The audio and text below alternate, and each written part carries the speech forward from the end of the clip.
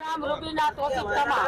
રૂબીનાબેન, રાતે શું ઘટના બની છે? રાતે અમે તરાઈ એનું આયા બેઠા હતા. મારા પપ્પાનું નામ જાવેદભાઈ, આમ મારું નામ રૂબીનાબેન જાવેદભાઈ જોડેજા, મારા ઘરવાળાનું નામ તોફિક. અમે રાતે અહીંયા બેઠા હતા તરાઈ બેનો ને મારા ભાણેજ, મારા ભત્રીજા, મારા પપ્પાને જોવા આવ્યા હતા. અમે બેઠા હતા, આમથી ગાડી પેલા ટુ વ્હીલ નીકળું એમને સીધું ગયું ને એની વાય બીજી ગાડી આવીને મારા માથે ફાયરિંગ કરતા ગયા એ લોકો. અમે તો ભાગી ગયા હતા અહીંથી. કેટલા રાઉન્ડ ફાયરિંગ થયા? 8-9 રાઉન્ડ થયા હતા.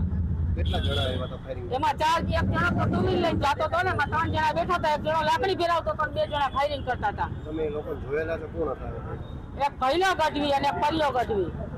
શા માટે ફાયરિંગ કર્યા તમારા છોકરાઓ? અગાઉ અમારે એ લોકો માથાકૂટ અમારા છોકરાઓને થઈ હતી. ભાઈ એવું તો નથી કે અમારા છોકરાઓને થઈ હતી કઈ ગમે. અત્યારે અમારા ઘર, અત્યારે મારા પપ્પા આટલા સિરિયસ છે, એ લોકો દવાખાના માટે આવે એમ તો અમે આ લોકોને કીધું હતું કે તમે બોલાવી દો પોલીસને. પણ અમારા પપ્પા જેટલા સિરિયસ હતા કે મારા પપ્પાને લઈને બીજા હોસ્પિટલે જવાનું હતું.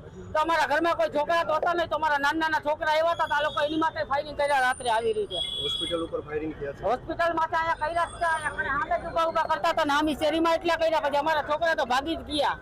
ફાયરિંગમાં કોઈ ઈજાગ્રસ્ત થયું છે? ના, ઈજાગ્રસ્ત કોઈને નથી થઈ.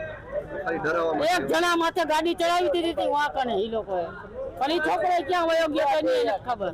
પોલીસ ફરિયાદ તમે કરવાના? અમે કરવાના હતા પણ અત્યારે અમે કરી નથી. એનું કારણ કે મારા પપ્પા બહુ સિરિયસ છે. મારા પપ્પાને અત્યારે બીજી હોસ્પિટલે લઈ જવાના છે અમારે.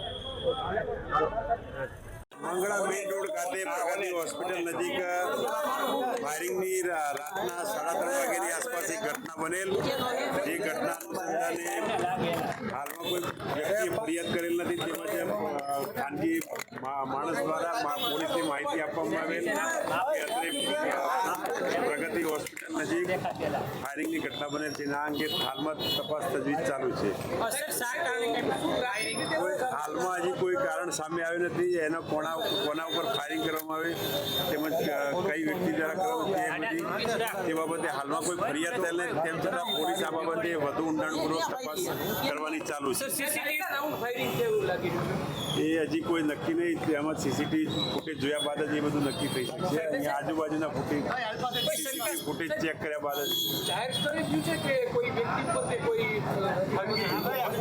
કોઈ હોસ્પિટલમાં નહીં પણ અહીંયા રોડની બહાર, હોસ્પિટલની બહાર ફાયરિંગની ઘટના બનેલ છે.